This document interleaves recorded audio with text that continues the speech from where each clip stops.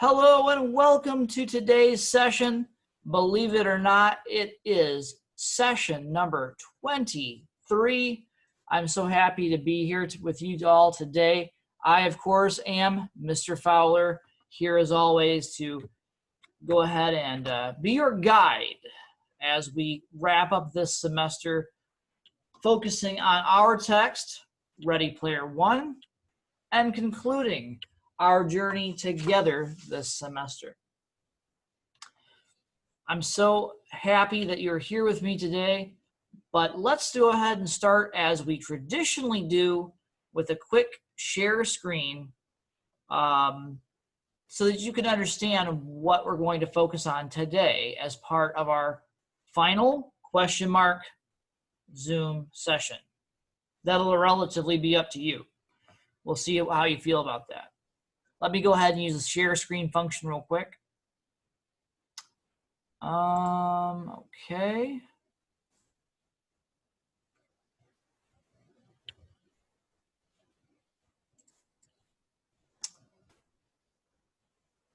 That's not how I wanted that to go. Let's try that again.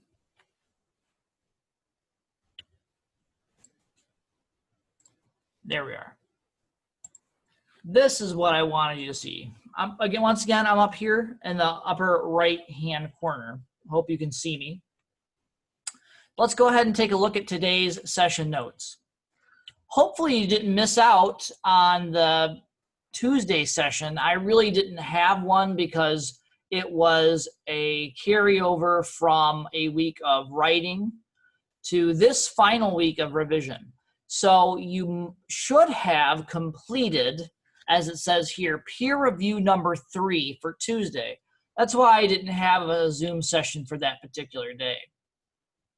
And as I suggest here, I would like you to complete that peer review process if you haven't done so already. So go ahead and try to complete the idea of the peer review. Now, before I move on from that, I had a couple of distinct questions from students about the nature of where to find an anonymous review if they were not comfortable reaching out to a fellow student using the class list link. So I'm going to go through that process fairly meticulously. So if that's something you've already done, you may want to fast forward the video. But let's go ahead and take a look at the class list link. Okay. So here you can go ahead and use the class listing links, the names of the individual students, in order to connect to a student that you've developed some kind of rapport with. Maybe that's via previous peer review examples or just from your interactions in the weekly discussion forums. It's up to you. You get the chance to pick. But I know not every student is as confident, perhaps, as I would like them to be ideally. So they may not necessarily want to peer review directly. If you find yourself in that particular predicament, here's a nice alternative. If you scroll over to the content link on Desire to Learn, you can find that under the argument project, there are a variety of what are called modules and sub-modules. The one I have queued up here, peer review, has a whole listing of anonymous written articles. The sedentary life and its negative impacts. Another one on the same topic, different author, called Sedentary Lifestyle. One about social media, one about its impact, one about the global energy crisis, one about mental health and the relationship between internet addiction, one about microtransactions and video games, and another one about social media and how it affects our view on reality. So if you're interested in these topics, I think that these would be good sub-modules that you could use to click on the links, download papers, and then you'd have a anonymous draft to read and to use as an answer session for that peer review assignment. Always good to be able to get the optimum amount of points in any way you can. All right, let's click on the course back to the course homepage and back to session number 23.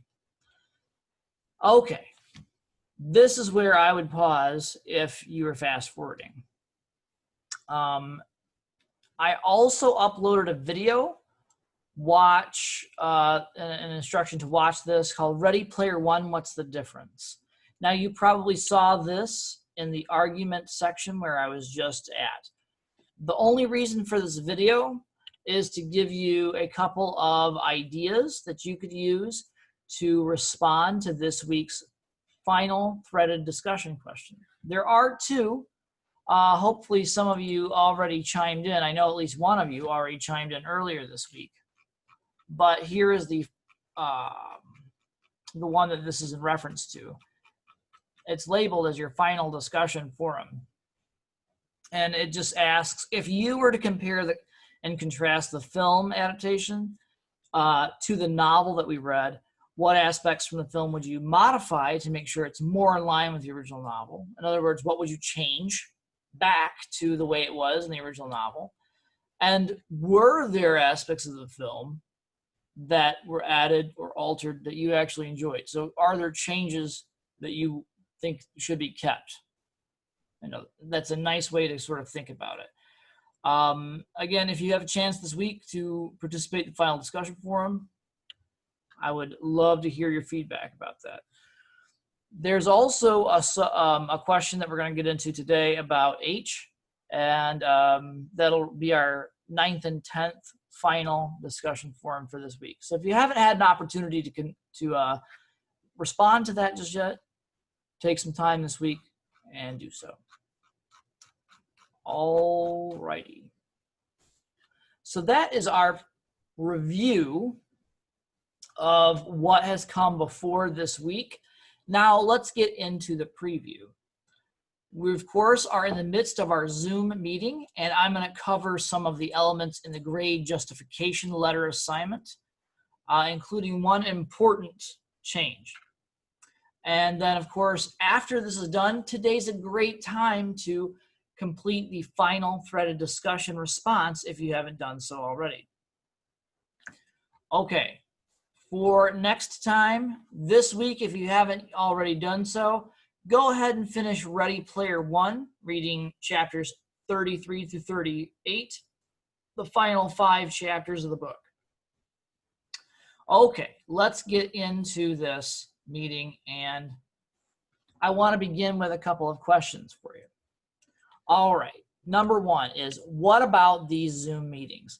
Now, today I didn't have a lot of takers, so it's just me solo. It's kind of a boring video, but it is what it is, and people's schedules are different, especially right now in the summer session. So we can't always have the best version of what we would like.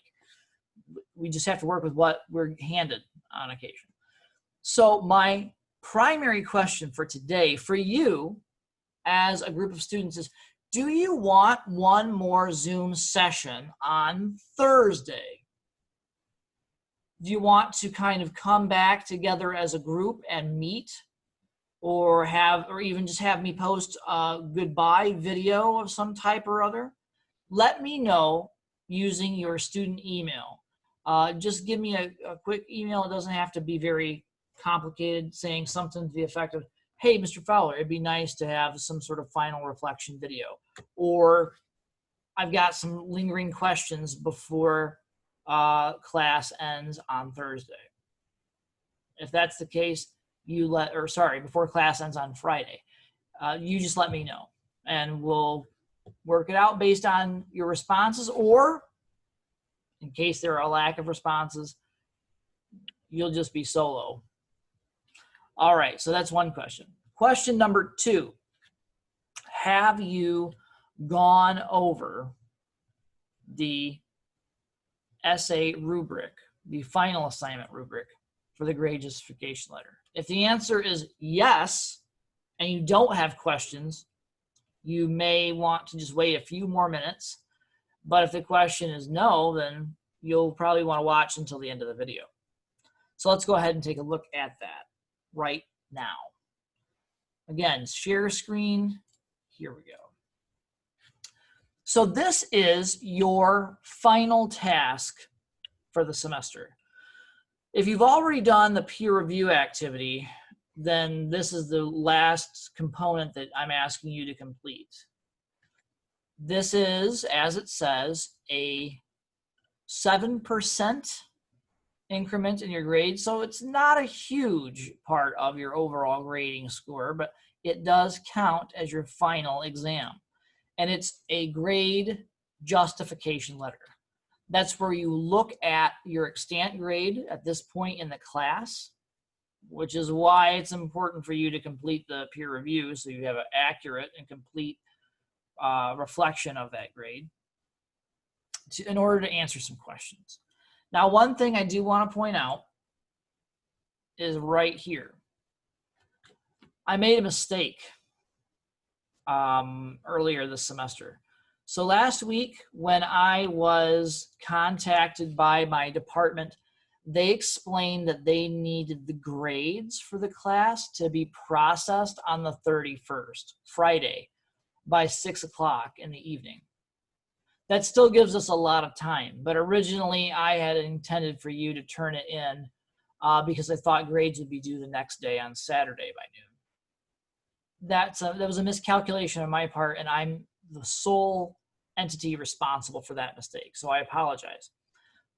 But since it is a critical error, I did want to make sure that I pointed it out as soon as possible. So you still have until noon, but on Friday as opposed to Saturday. Overall, it's valued at 25% points, which is again roughly 6 or 7% of your grade. I think it says 7, so there's another correction I need to make. 7% of your overall grade for the course. As a length, I'm looking for 300 words. So that might be about a page, maybe a little bit more than one full page. The format is the standard format that we've been using, MLA style, all semester long. So what is it I'm asking you to do? Luckily, this time it's a fairly simple bit of writing. The grade justification letter, which will be composed during the final exam period, aka the last day of class, will consist of 2 main elements. Number 1, you'll describe how you earned your current grade in English 103 so far, along with some of the reasons why you earned that grade. Then, you will also summarize why you earned the grades you did in the 3 main essays. It should say 3 instead of 4 main essays, because this is your 4th main essay. So what grades did you get in the self-assessment essay, the analysis essay, and the argument essay? For the second paragraph of this letter, I want you to address some of the ideas you brought up in that self-assessment essay. We talked about challenges that you anticipated for the summer semester. What challenges did you actually end up facing over the duration of the semester? Were the strategies that you had in mind to use effective for those challenges? Lastly, what parts of this class were particularly interesting? What parts were surprising? And which parts happened pretty much as you thought they would? The purpose, again, of this essay assignment is to allow you to see the big picture of the hard work you've engaged in this semester and allow yourself to end the semester in a place where you will be more ready and able to apply the concepts and skills that you've mastered in this semester during the next phase of your academic career. So that's it. Basically, this is a grade justification letter taking the place of a formal final essay exam. It's just something that I'm going to have you complete so that you can feel as though you have a moment at the end of the class to focus on what your experience has been like. And it's great to be able to read these from my perspective because it helps me to review and sort of potentially re-engineer the class so that it is more effective and useful for students going forward. Alrighty, I'm going to stop share for a minute. So that is a look at the grade justification letter, what will function as the final exam for this semester. All right, this has been quite the roller coaster of a semester. If you did not get a chance yet to read chapter 33 of the novel, we have a big revelation that pops up in chapter 33. We find out that H, Wade's best friend, who's remained consistently mysterious throughout the novel, is actually a woman. H is actually a woman named Helen. That's the H that is being suggested by her name. So this is pivotal because we find out that identity is a very fluid concept in the Oasis. And that ties into the kind of discussion question that you had for Tuesday's class. By the way, if you haven't completed it yet, this will be a great opportunity to do so. We find out that Helen's journey to her current status is quite a lengthy one. Specifically, we discover that Helen has chosen to project herself as a Caucasian male in the Oasis, even though she is, by consequence of birth, an African-American female. This is important for a couple of reasons. Number one, in terms of the plot thread, we don't discover this as readers until Wade does himself. And this is all brought about as a consequence of Ogden Morrow's sudden and mysterious appearance at the end of chapter 32. Way back in chapter 4, there is an odd instance in which Wade and H are hanging out before school in H's basement. During a conversation, a box of comic books that are established in the virtual world gets knocked over. Wade questions H about this, saying, "What's going on? Why did that happen?" Well, H kind of writes it off as just an issue with the programming, maybe a glitch, if you will, in the design of the Hangout. But as it turns out, it was actually Ogden Morrow invisibly keeping tabs on Wade and H and their progress in their search for the egg. So using the same sort of signature cloaking software, he now chooses to reveal himself at the pivotal moment when the high five have come together. Well, the high five minus Dido, of course. So it's Shoto, Wade, H, and Samantha, or Artemis, and they're all together, and they've decided that they're going to have to try to work together in order to be successful in passing through the third and final gate, using the crystal key. What happens as a consequence is that they need to rally an army in order to effectively break through and gain access to the final gates and use the crystal key. Wade also discovers that there will be a need for 3 people to open the gate simultaneously. So he needs at least 2 of his 4 remaining friends to help him out. So consequently, Ogden Morrow says you're going to need some really fast state-of-the-art immersion rigs in order to engage IOI and win the day. And he says, I meaning Ogden Morrow, have such access to such devices, and they're in Portland, Oregon, where I live.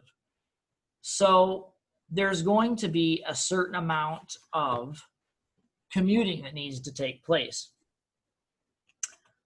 And then around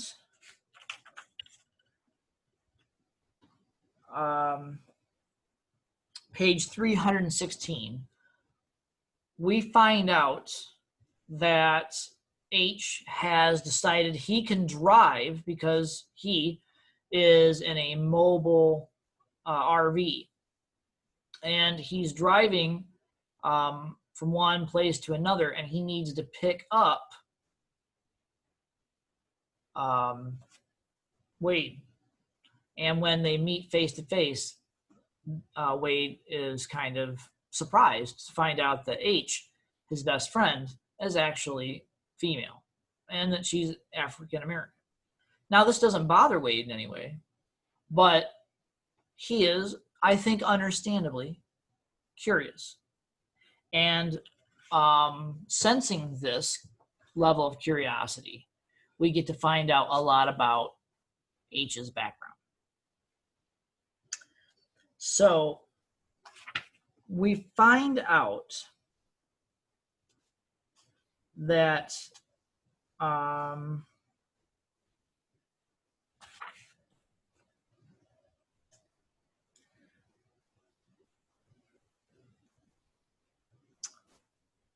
H's mother, Marie, was already invested in this concept of an alternate identity. Now, through some struggles that develop as a percentage of Wade's parentage being, misspoke, due to an issue related to some, Helen's parents being somewhat handicapped in terms of raising her, her mother makes a critical decision. So first of all, her father is killed in action during a war in Afghanistan. We're not sure if that's one of the extant wars that we're all aware of in our own world, or if this is a future battle that took place between 2020 and 2044, but he is killed in action. And so as a single parent, her mother, Marie, is forced to make up the difference and provide caregiving strategies, which is a very difficult process. And I probably don't need to tell all of you.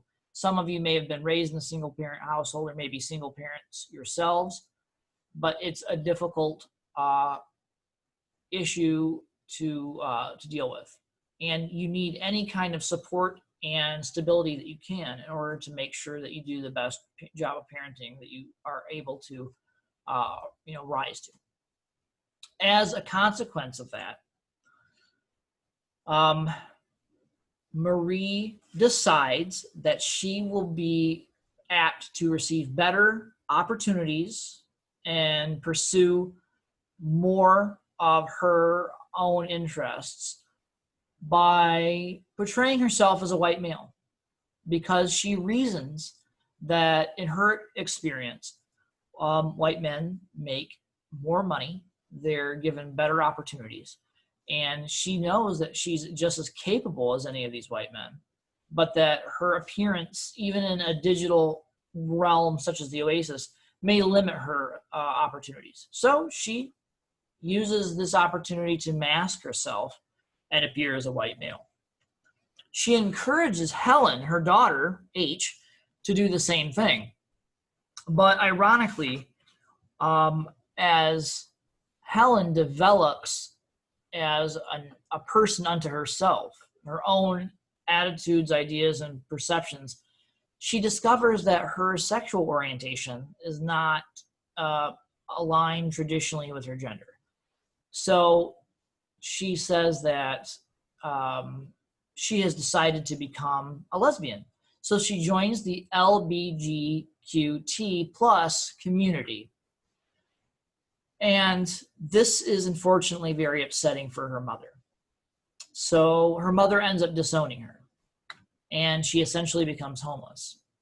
She uses her abilities to muster some cash by becoming an efficient and a player in games of chance in the Oasis. And so she's able to scrape together some basic income. But this is really kind of an unfortunate development because H is essentially left, Helen is left without her father and without her mother. So she becomes a very independent person early on in this quest.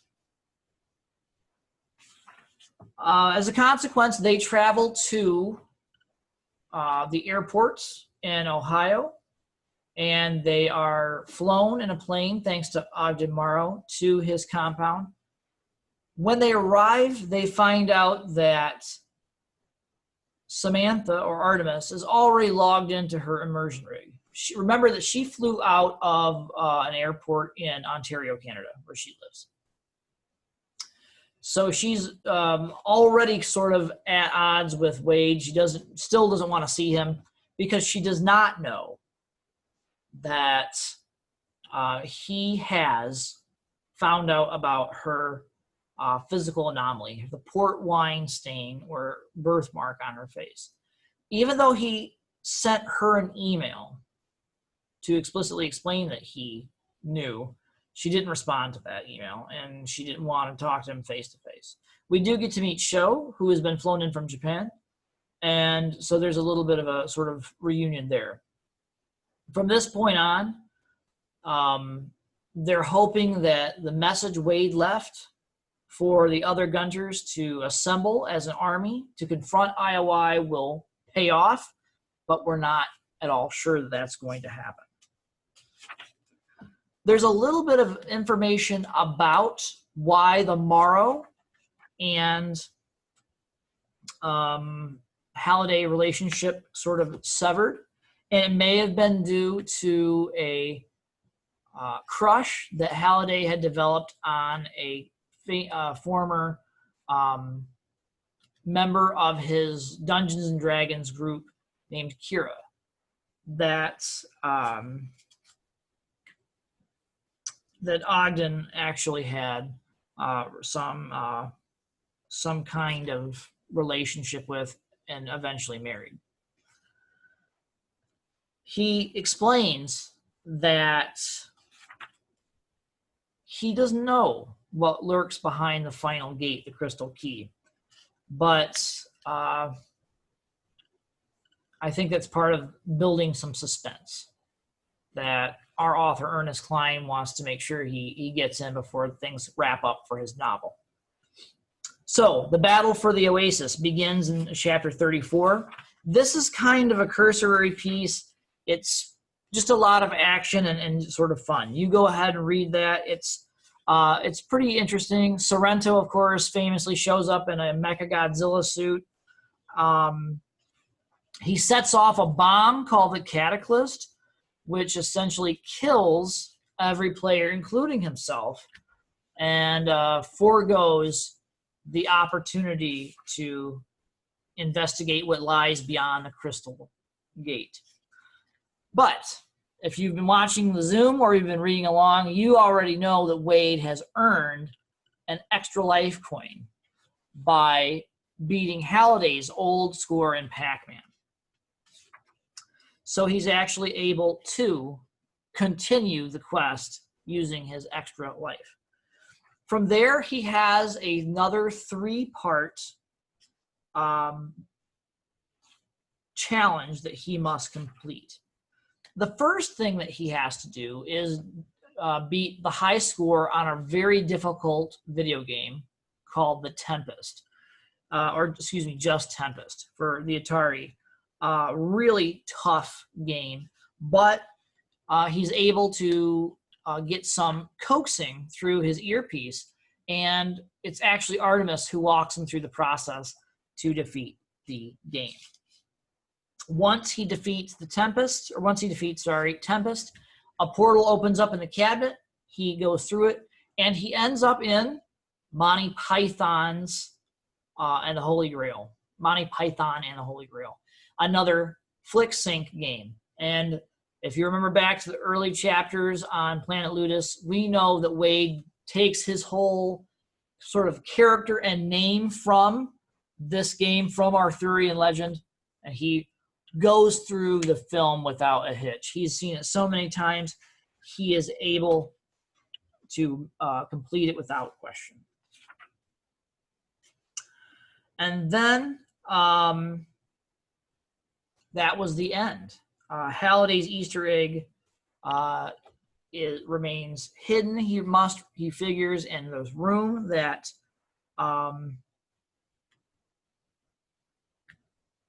it appears before him.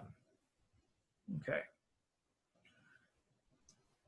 He realizes that the room or warehouse where he's been transported to is one that was portrayed in the Halliday funeral video. So there's one last piece to go, of course.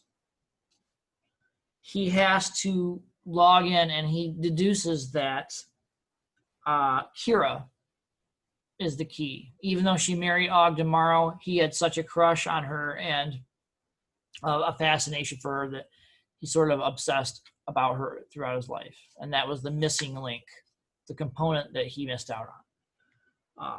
So he goes to use Kira, but it doesn't work. However, he does realize that if he used Locusia, which was Kira's name in their Dungeons and Dragons games, then it worked. Okay. So he goes back to the Atari 2600, which is set up in this huge warehouse, and he finds the game Adventure. Adventure is famously one of the first video games to have an Easter egg or hidden element, which is simply the developer's name. In order to access it, you have to search through a room for an invisible egg or dot, and Wade is able to complete the challenge right away. He then is able to meet with a version of James Halliday. Not necessarily Anorak, but a version of Halliday. Now, this is the last kind of presumptive question of the book. And I don't have an answer for this. I only have questions. It's not quite clear what Halliday is.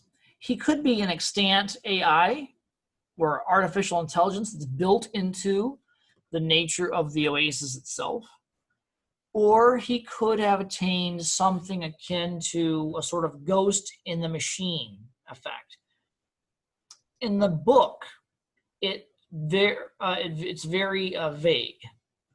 In the film, it sort of nudges you toward the concept that he has become a ghost, or he may even be a stand-in semblance for sort of Judeo-Christian triumulative God type of figure.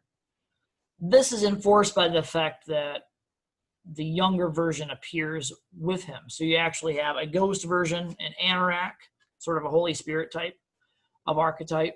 You have Halliday himself, the sort of architect of reality or the reality of the oasis. And then you have a youthful version of Halliday, which appears in the film adaptation. In the book, he appears earlier as part of the funerary video. So he splits his identity into 3 separate parts. I don't know if that's just me reaching for an analysis, but you have to ask yourself, what is the true meaning behind Halliday's existence within the oasis if it's not some sort of pseudo-religious overtone? Again, this is a question up for debate, but that's my interpretation. You're welcome to your own. Your mileage may vary on that. So Wade is the winner of the contest. He later sends information to the police about Daito's murder and the destruction of the stacks, including his aunt's death, to the police. And interestingly, they actually arrest the head of IOI, Nolan Sorrento. But unlike the film adaptation where things are neatly sort of wrapped up with a bow, Sorrento looks at the camera during his arrest and sort of jokes about the fact that he may just be able to get off. He may be able to get away with it because of how good his corporate lawyers are. So a little bit less ambiguous than the nice bow that's put on the end of the film adaptation. The other nice thing that changes in the film adaptation from the original novel is that in the final chapter of the novel, Wade wants to celebrate his victory in the Oasis by spending some time with Artemis or Samantha. However, after he emerges from the rig, he leaves the Oasis, she's nowhere to be found. So they actually do not meet until the final page of the final chapter. And they meet in Ogden Morrow's garden outside of his home. And we discover that there's a beautiful little passage in there leading back to our discussions about Plato and the allegory of the cave. Because when Wade emerges back in the real world, he realizes that the sun actually hurts his eyes. And it takes a moment for them to adjust, just like in the original story, The Allegory of the Cave. He then wanders through the garden and finds Artemis there, Samantha, and they share a moment together before the book concludes. So if you didn't get a chance to read this for yourself yet, apologies for the spoilers, but I encourage you to go ahead and do so. It's always nice to complete a book, even if it's after the class ends. It's nice to have that entire experience, I think, inculcated within yourself as a reader. It's always been more fulfilling for me. All right, so that's my final diatribe, if you will, on the novel Ready Player One. I hope you enjoyed it. It's interesting reading, to say the least. I know it's not everybody's cup of tea, but I thought that it had more to offer than the film adaptation originally introduced to me as an audience member. And when I read the book, I found the concepts a lot more applicable to life and a lot more detailed than what was offered up in the film adaptation.